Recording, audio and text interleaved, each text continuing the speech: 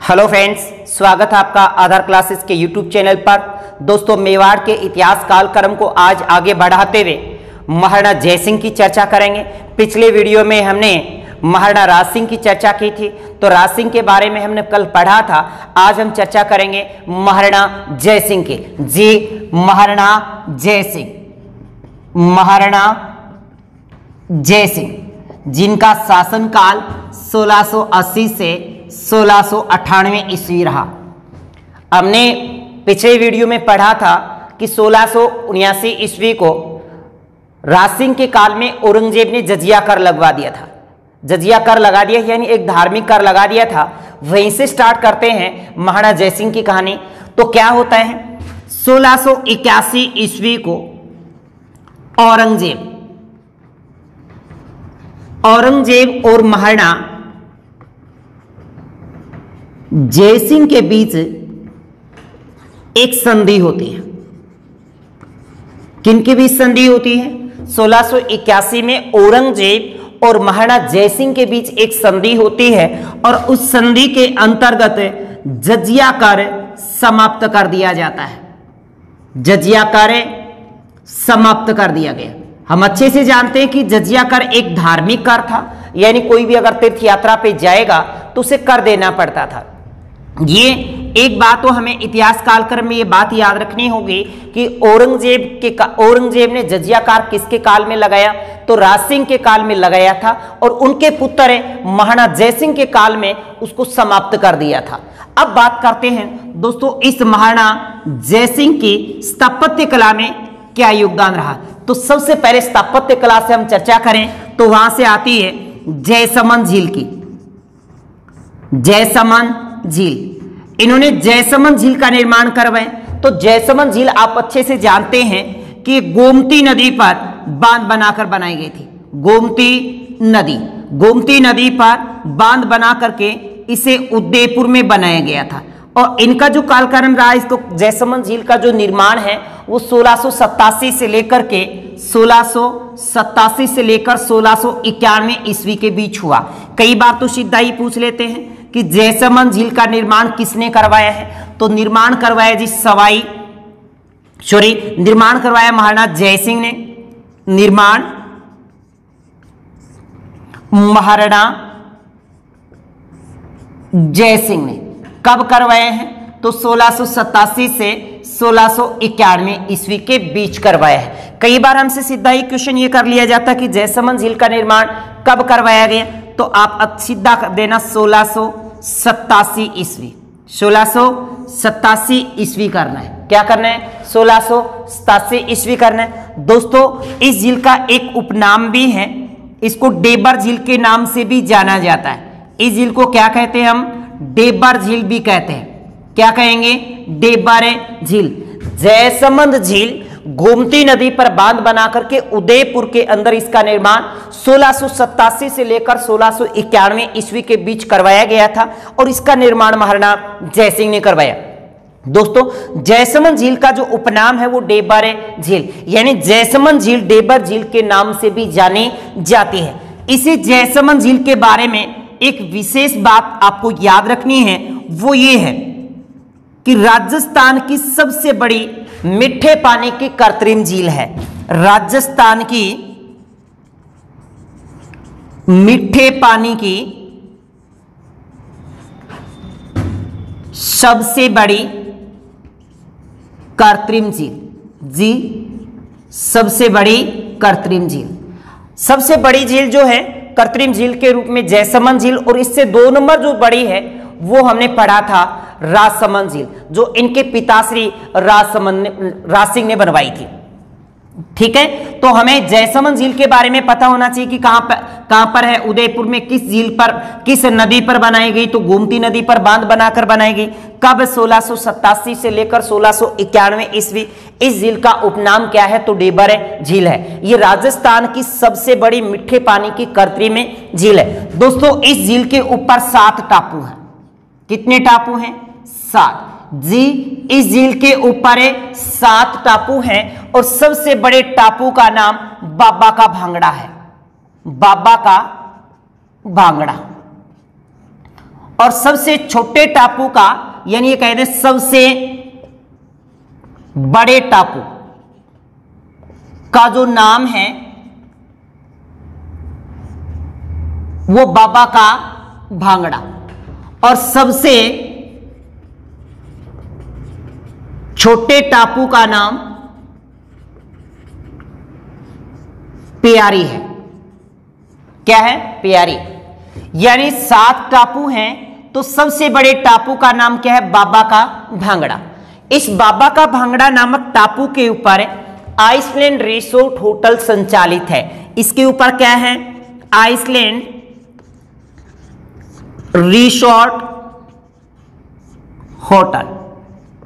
दोस्तों ये पेपर में पूछा गया है कि आइसलैंड रिसोर्ट होटल कहां है, तो हम बताएंगे उदयपुर ही है। कहां है? उदयपुर, क्योंकि ये 7 टापू इसी झील के में है, यानी 7 टापू इसी जयसमंद झील के बीच बने हैं, जिसमें सबसे बड़े टापू का नाम तो है बाबा का भांगड़ा, जिसके ऊपर आइसलैंड रिसोर्ट होटल संचालित है, और सबसे छोटे टापू का नाम प्यारी है, जिसके ऊपर भील व मीणा लोग निवास करते हैं। भील मीणा निवास करते हैं, यहां पे भील और मीणा निवास करते हैं। यह बात आपको याद रखनी है। दोस्तों इसी झील की अगर हम और बातें करें तो इस जयसमंद झील के किनारे, जयसमंद झील के किनारे एक तो चित्रित हवा महल है, चित्रित हवा महल। जयसमंद झील के किनारे ही एक चित्रित हवा महल है, और रूठी रानी का महल है।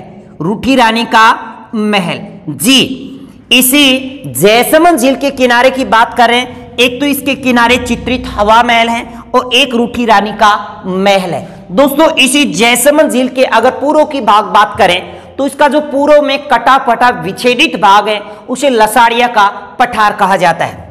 जी जयसमंद झील, जयसमंद झील के पूर्व में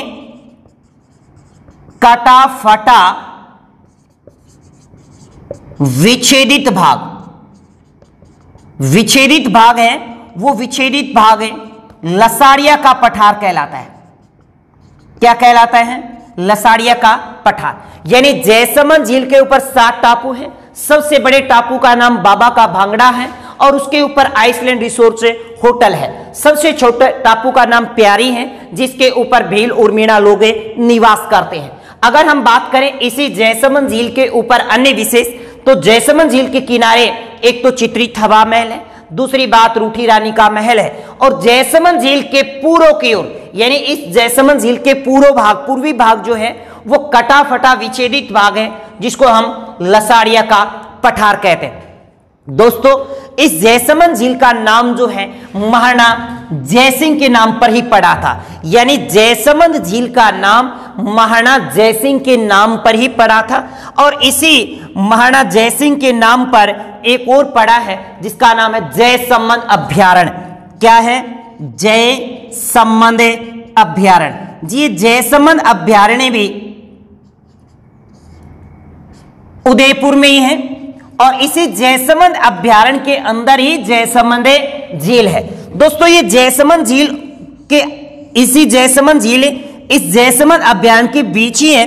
पर बात यह भी याद रखना कि जयसमंद अभ्यारण्य प्रसिद्ध क्यों है।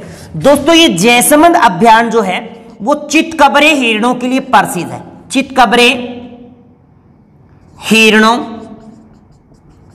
के लिए प्रसिद्ध। किसके लिए प्रसिद्ध है? चितकबरे हिरणों के लिए ये प्रसिद्ध है। इसी महाराणा जयसिंह के कालक्रम को अगर हम आगे और बढ़ाएं तो इसी महाराणा जयसिंह ने फतेह सागर झील का निर्माण करवाया। तो आपके दिमाग में तो ऐसा आता कि फतेह सागर झील का निर्माण जी फतेह सिंह ने करवाया, नहीं करवाया। फतेह सिंह ने उसका जीर्णोद्वार करवाया था, और जीर्णोद्वार करवाने के बाद उसका नाम फतेह सागर पड़ा था। यानी फतेह सागर झील की बात करते हैं तो फतेह सागर झील का निर्माण की बात करें तो निर्माण महाराणा जयसिंह ने 1687 ईस्वी को ही करवाया, और उसका पुनर्निर्माण मेवाड़ के महाराणा फतेह सिंह ने करवाया। जब मेवाड़ के महाराणा फतेह सिंह के काल में ही एक अंग्रेज आते हैं जिसका नाम ड्यूक ऑफ कोनोट है। ड्यूक ऑफ कोनोट के द्वारा उसका जीर्णोद्वार जब करवाया जाता है तो नींव का पत्थर उसी से रखवाया जाता है। तब इस फतेह सागर झील का उपनाम कनोट बांध के नाम पे भी रखा जाता है या कनोट बांध भी इसे कहा जाता है। दोस्तों अगर हम फतेह सागर झील की बात करें तो फतेह सागर झील देबाली गांव के नजदीक है, इसीलिए उसे देबाली तालाब के भी नाम से जाना जाता है। कई बार पेपर में हमें यह भी पूछ लिया जाता है कि निम्न में से कौन सी झील नहीं है। तो दोस्तों फतेह सागर झील अपने आप में झील नहीं है, ये एक अपने आप में एक तालाब है, एक छोटा सा बांध है, यानी इसमें तालाब का रूप था और न कि ये झील। एक बार पेपर में आया हुआ है कि निम्न में से कौन सी झील नहीं है, तो फतेह सागर को हम झीलें नहीं मानेंगे, परंतु हम झीलों के अंतर्गत ही इसको पढ़ते हैं। अब चर्चा करते हैं फतेह सागर झील से। अब देखिए फतेह सागर झील, फतेह सागर झील जी, सबसे पहले तो इसकी स्थिति ध्यान रखो कि उदयपुर में ही है। कहां है? उदयपुर में। ओके। दूसरी बात है कि फतेह सागर झील का निर्माण किसने करवाया है? जी निर्माण की बात आए तो महाराणा जयसिंह का ही नाम देना है और 1687 ईस्वी को, 1687 ईस्वी को। जबकि इसका जो जीर्णोद्वार करवाया है, जीर्णोद्वार यानी इसका पुनर्निर्माण, पुनर्निर्माण वो मेवाड़ के महाराणा फतेह सिंह ने करवाया है, महाराणा फतेह सिंह। इसीलिए इसका नाम भी क्या पड़ा है? फतेह सागर झील पड़ा है। मैंने आपको एक बात बताई थी कि मेवाड़ के महाराणा फतेह सिंह के काल में एक अंग्रेज आया था जिसका नाम ड्यूक ऑफ कनौट था, और ड्यूक ऑफ कनौट के द्वारा उसका नींव का पत्थर रखवाया गया। यानी जब जीर्णोद्वार दोबारा करवाया गया, पुनर्निर्माण हो रहा था, तो उसका नींव का पत्थर है ड्यूक ऑफ कनौट ने रखा था। तो नींव का पत्थर किसने रखा? Duke of Connaught. इसीलिए इस झील का जो उपनाम पड़ता है वो कनौट बांध भी पड़ता है। कनौट बांध क्या पड़ता है? कनौट बांध। और ये देबाली गांव के नजदीक होने के कारण इसे देबाली तालाब भी कहा जाता है। देबाली तालाब क्या कहा जाता है? देबाली तालाब। और याद रखिएगा फतेह सागर झील झील नहीं है, झील नहीं है, याद रखनी है। अगर ये पूछता कि निम्न में से कौन सी झीलें नहीं हैं, तो फतेह सागर झील को हम झील नहीं मानेंगे, एक बांध के रूप में या तालाब के रूप में ही मानेंगे। ठीक है। इसी फतेह सागर झील के किनारे विशेष और क्या क्या है? जी इसी फतेह सागर झील के किनारे एक तो है जी नेहरू पार्क। क्या है? नेहरू पार्क है। दूसरी बात करें तो इसी के पास सौर वेधशाला है, सौर वेधशाला। जी इसी फतेह सागर झील पर क्या है? सौर वेधशाला और नेहरू पार्क है। जबकि संग्राम सिंह जो सेकंड राजा बनते हैं अमर सिंह सेकंड के बाद, वो यहां पर फतेह सागर झील के किनारे सहेलियों की बाड़ी बनवाते हैं। सहेलियों की बाड़ी, तो सहेलियों की बाड़ी भी कहां पर है? उदयपुर में है। सौर वेधशाला भी कहां पर है? उदयपुर में है। नेहरू पार्क भी कहां पर है? उदयपुर में है। ओके, ये बात आपको याद रखनी है। अब इसके बाद महाराणा जयसिंह के बाद जो शासक बनता है वो इन्हीं का पुत्र अमर सिंह बनता है, जो अमर सिंह सेकंड है। एक अमर सिंह महाराणा प्रताप के पुत्र हुए हैं और महाराणा जयसिंह के पुत्र भी अमर सिंह हुए हैं, तो ये अमर सिंह सेकंड रहेंगे। तो महाराणा जयसिंह का पुत्र है महाराणा अमर सिंह 1698 ईस्वी को शासक बन जाता है और 1710 में उनकी भी मृत्यु हो जाती है। अब चर्चा करते हैं महाराणा जयसिंह के बाद महाराणा अमर सिंह। अब देखें महाराणा अमर सिंह सेकंड, महाराणा अमर सिंह सेकंड। जी महाराणा अमर सिंह सेकंड का जो काल था वो 1698 से 1710 ईस्वी था। 1698 से 1710 ईस्वी। दोस्तों इसके संदर्भ में कोई विशेष कालक्रम तो नहीं है, परंतु फिर भी दो तीन एक विशेष बातें आती हैं, वो अपन चर्चा कर लेते हैं। तो महाराणा अमर सिंह सेकंड के काल में एक हुआ था देबारी समझौता। देबारी समझौता जी क्या होता है? देबारी समझौता। और देबारी समझौता 1707 ईस्वी को होता है, 1707। और देबारी समझौता, देबारी उदयपुर में पड़ता है। ये देबारी समझौता हुआ था महाराणा अमर सिंह सेकंड और सवाई जयसिंह के बीच, यानी जयपुर के जो शासक थे सवाई जयसिंह, उनके बीच हुआ था। यानी दोनों के बीच कोई सीमाओं का विवाद था और आपसी साम्राज्य विस्तार नीति को लेकर के आपसी में झगड़ा था। परंतु अमर सिंह सेकंड और सवाई जयसिंह के बीच देबारी समझौते में दोनों ने आपसी द्वेष को समाप्त किया और इस आपसी द्वेष को समाप्त करने के बाद उन्होंने एक मैत्रिक संबंध स्थापित किया। क्या? मैत्रिक संबंध। वो मैत्रिक संबंध क्या था? इस अमर सिंह के एक पुत्री थी जिसका नाम था चंद्रकुंवरी। क्या नाम था? चंद्रकुंवरी। और चंद्रकुंवरी से इसी देबारी समझौते के अंतर्गत सवाई जयसिंह से उसका विवाह कर दिया। क्या कर दिया? विवाह कर दिया। परंतु साथ ही साथ ये शर्त रखी गई महाराणा अमर सिंह के द्वारा कि सवाई जयसिंह और चंद्रकुंवरी से जो पुत्र संतान या जन्म लेगी उसको राजा बनाना पड़ेगा। तो इस चंद्रकुंवरी ने एक पुत्र को जन्म दिया जिसका नाम था ईश्वरी सिंह। क्या नाम था? ईश्वरी सिंह।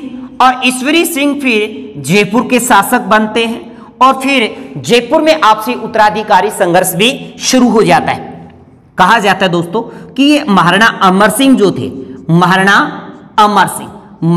अमर सिंह ने सवाई जयसिंह और जोधपुर के एक शासक हुए हैं जिसका नाम अजीत सिंह था, जो जसवंत सिंह प्रथम का पुत्र था और वीर दुर्गादास ने उसे औरंगजेब के चंगुल से छुड़ाया था, जैसा कि हमने पिछले वीडियो में पढ़ा था। जोधपुर के शासक हुए अजीत सिंह। यहां से एक बात सुनिए, सवाई जयसिंह और जोधपुर के शासक अजीत सिंह को दोनों को शासक बनाने के लिए सहयोग किसने किया था? इस अमर सिंह सेकंड ने किया था। किसने? अमर सिंह सेकंड ने किया था। जैसे हमने पीछे पढ़ा था कि वीर दुर्गादास जो जसवंत सिंह के मंत्री हुआ करते थे, उसी को अजीत सिंह के जिसने प्राणों की रक्षा की थी, जिसका नाम वीर दुर्गादास था। और इस अजीत सिंह ने वीर दुर्गादास को अपने राज्य से निर्वासित कर दिया था। वीर दुर्गादास को जोधपुर से निर्वासित कर दिया। तो अजीत सिंह से जब ये वापस यहाँ कहाँ आ जाते हैं, अजीत सिंह के पास से ये अमर सिंह सेकंड के पास आ जाते हैं। या ये कहें कि जोधपुर के शासक अजीत सिंह ने जब वीर दुर्गादास को राज्य से निर्वासित कर दिया, तब उसे महाराणा अमर सिंह सेकंड ने क्या दी थी? शरण दी थी। ओके, इतना ही है महाराणा अमर सिंह के कालक्रम में, और ज्यादा कोई विशेष बातें नहीं है। अब बात करते हैं महाराणा संग्राम सिंह सेकंड। महाराणा संग्राम सिंह सेकंड। देखो, एक संग्राम सिंह महाराणा सांगा हुए हैं जिनका संग्राम सिंह प्रथम नाम था, और ये महाराणा संग्राम सिंह सेकंड है जो महाराणा अमर सिंह सेकंड के पुत्र हैं। इनका जो शासन काल रहा है वो 1710 ईस्वी से दोस्तों 1734 रहता है। 1734। ओके, 1734। हमने देखो अभी फतेह सागर झील में एक बात पढ़ी थी, सहेलियों की बाड़ी। एक तो इन्होंने सहेलियों की बाड़ी का निर्माण करवाया है और ये करवाया था फतेह सागर झील के किनारे, फतेह सागर झील के किनारे उदयपुर में। ये प्रश्न काफी बार पेपर में पूछा गया है। ओके, इसके बाद नेक्स्ट बात आती है इसी संग्राम सिंह सेकंड से कि इन्होंने उदयपुर के अंदर वेदनाथ मंदिर का निर्माण करवाया। वेदनाथ मंदिर का निर्माण कहां करवाया है? उदयपुर में। इन्होंने वेदनाथ मंदिर का निर्माण करवाया और इसी वेदनाथ मंदिर की दीवार के ऊपर वेदनाथ मंदिर प्रशस्ति लिखवाई। क्या लिखवाई थी? वेदनाथ मंदिर प्रशस्ति लिखवाई थी। और ये वेदनाथ मंदिर प्रशस्ति या वेदनाथ जो मंदिर है ये सिसरमा गांव में पड़ता है। कहां पड़ता है? सिसरमा गांव उदयपुर, यानी सिसरमा गांव उदयपुर में पड़ता है। और इसी वेदनाथ मंदिर की दीवार के ऊपर उन्होंने वेदनाथ प्रशस्ति लिखवाई। और इस वेदनाथ प्रशस्ति के जो प्रशस्तिकार हैं, प्रशस्तिकार, वो है जी रूप भट्ट। कौन है? रूप भट्ट। और वेदनाथ प्रशस्ति में बप्पा से लेकर संग्राम सिंह सेकंड तक के इतिहास का कालक्रम उल्लेख है, उनका परिचय इसके अंदर मिलता है। दोस्तों इसके बाद हम बात करते हैं, देखिएगा ये जो सवाई जयसिंह है, सवाई जयसिंह ने विवाह किया था अमर सिंह की पुत्री से, यानी चंद्र कुंवरी से। किससे? चंद्र कुंवरी से। अब चंद्र कुंवरी से विवाह किया तो चंद्र कुंवरी इस संग्राम सिंह की क्या लगती है? बहन लगती है। तो ये इसके क्या हुए? बहनोई हुए। यानी सवाई जयसिंह इनके क्या हैं? सवाई जयसिंह बहनोई है। ओके, बात समझ में आई? किसके? संग्राम सिंह सेकंड के क्या है? ये बहनोई है। अब देखिए क्या होता है, सवाई जयसिंह के काल में 1733 ईस्वी में मंदसौर का युद्ध होता है। मंदसौर का युद्ध जो किसके साथ होता है? मराठों के साथ होता है, और मराठे वहां उसमें जीत जाते हैं और सवाई जयसिंह उस युद्ध में हार जाते हैं।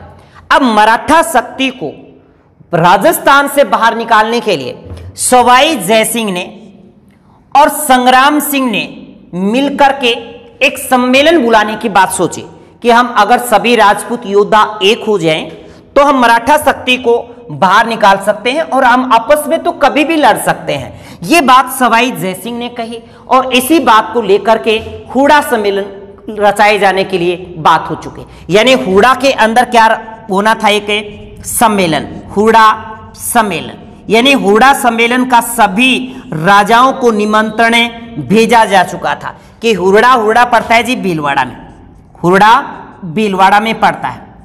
ओके, हुड़ा भीलवाड़ा में पड़ता है। तो सवाई जयसिंह और महाराणा संग्राम सिंह के मध्यस्थता में हुड़ा सम्मेलन बुलाया जा रहा था कि सभी राजपूत योद्धा एक हो जाओ और मराठाओं को यहां राजस्थान के अंदर दखलंदाजी या इनका बाह्य हस्तक्षेप यहां से बाहर कर दिया जाए। तो इसी को लेकर के हुड़ा सम्मेलन हुआ और हुड़ा सम्मेलन चल रहा। हुड़ा सम्मेलन होना था यानी 1734 में। कहा जाता है कि अकस्मात संग्राम सिंह की अकस्मात मृत्यु हो जाती है, तो फिर हुड़ा सम्मेलन कुछ समय के लिए यानी स्थगित कर दिया जाता है और 15-10 दिन के बाद हुड़ा सम्मेलन फिर से होता है 17 जुलाई 1734। 17 जुलाई 1734 को हुड़ा सम्मेलन भीलवाड़ा में होता है, जो मराठाओं के विरुद्ध सभी राजपूत एक हुए थे।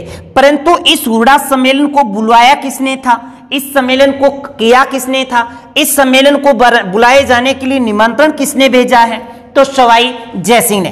परंतु हुड़ा सम्मेलन की बात अगर अध्यक्षता की आए तो हुड़ा सम्मेलन के जो अध्यक्षता की थी इसी संग्राम सिंह के पुत्र हैं जगत सिंह सेकंड, यानी महाराणा जगत सिंह सेकंड इसकी अध्यक्षता करते हैं। महाराणा जगत सिंह सेकंड। ये पेपर में पूछा जा चुका, एक बार पुलिस में भी प्रश्न आया था कि हुड़ा सम्मेलन कहां हुआ था जी? भीलवाड़ा में हुआ था। हुड़ा सम्मेलन कहां हुआ? भीलवाड़ा में हुआ। कब हुआ? 17 जुलाई 1734 को हुआ। और इस सम्मेलन का आयोजन किसने करवाया था? अगर आयोजन की बात आए तो सवाई जयसिंह ने इसका आयोजन करवाया और इसकी अध्यक्षता महाराणा जगत सिंह सेकंड ने की। दोस्तों इसी के साथ आज का ये कार्यक्रम समाप्त होता है। All the best, thank you.